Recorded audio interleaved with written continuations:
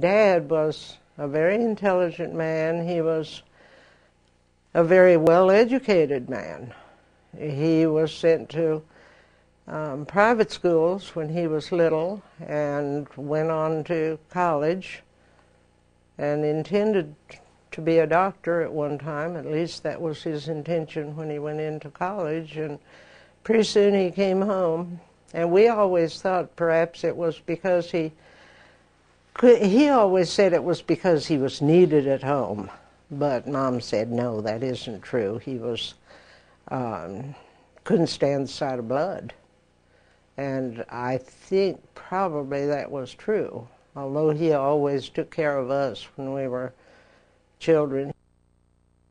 Dad was a pretty good medical guy, and he always seemed to be able to diagnose pretty well, and seemed to know when it was necessary to, okay, let's get this child to a doctor.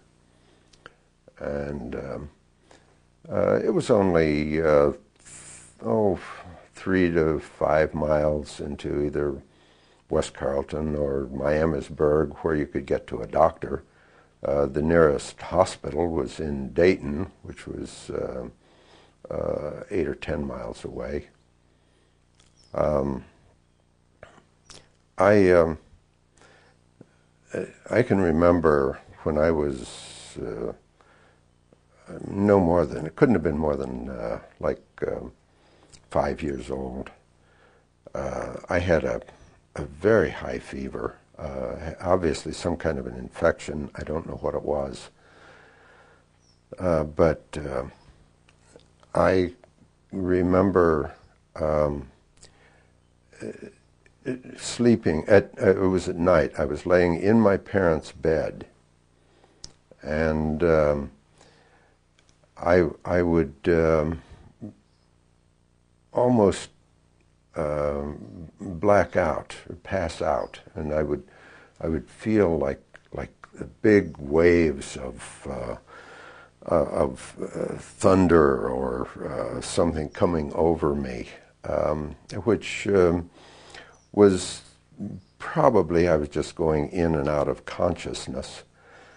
And each time I would come to, my mother would be sitting in a chair in the room, and my father would be sitting holding my hand with his fingers, taking my pulse rate with his watch out. And I know that they were there all night because I can remember morning coming. And finally, and I'm not even sure how he knew, but somehow, I guess by feeling the pulse rate, he could tell when the fever was breaking.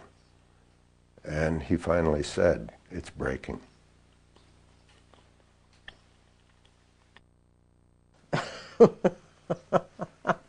He loved cars and riding horses. He always felt that he had to have a riding horse because he had them growing up. People did everything by horseback when he was growing up. And he always wanted a good horse to ride and wanted me to have a split skirt. And there's no way I was going to wear a split skirt. It was jod for time. So I had riding pants. But when he grew up, all of the ladies used a side saddle. In fact, he talked about going and buying a side saddle, and I said, ain't no way. I didn't say, ain't no way. I simply said, I'm not going to ride side saddle. Someone that we knew asked her after one time, Bess, why do you use all of that good china and glassware with all these little children around? And she said, the children were the reason for it. And after the house burned, she said, Now, if we hadn't used that, you children would never have known it existed. So she knew what she was doing.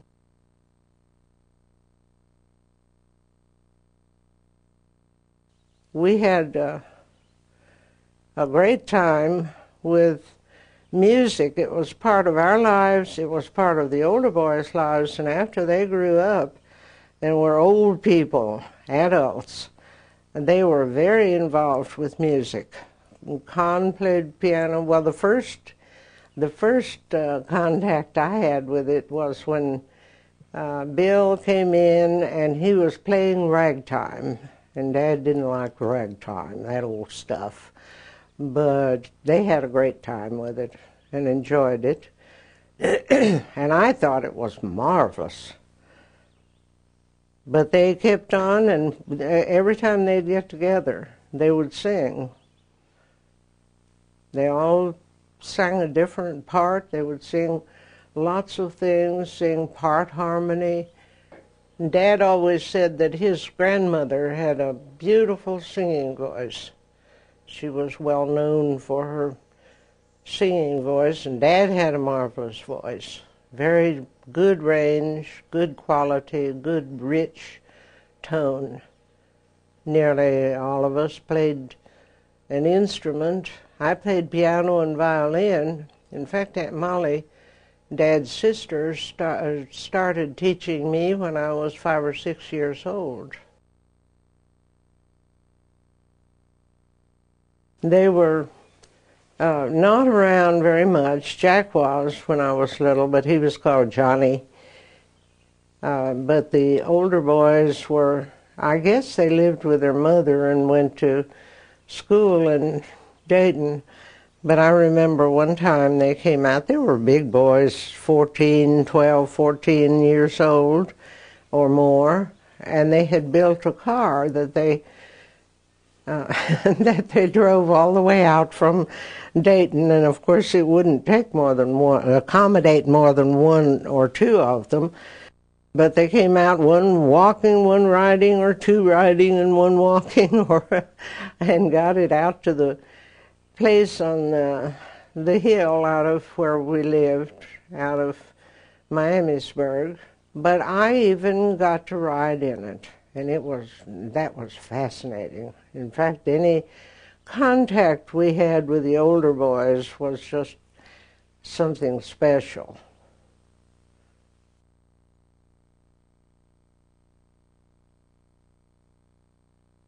Dad's favorite automobile when we were little was an Overland Essex. It was called a touring car, all open. One time we drove all the way to Cincinnati, which was 50 miles away. We took a big picnic lunch, ice cream freezer, ready to make the ice cream, and we met Aunt Molly and Ann Lewis and whoever else came with her from Mount Sterling, Kentucky. We all met and and went to the zoo and saw all the animals, saw Punch and Judy's show, which is the first time I ever knew there was anything like that.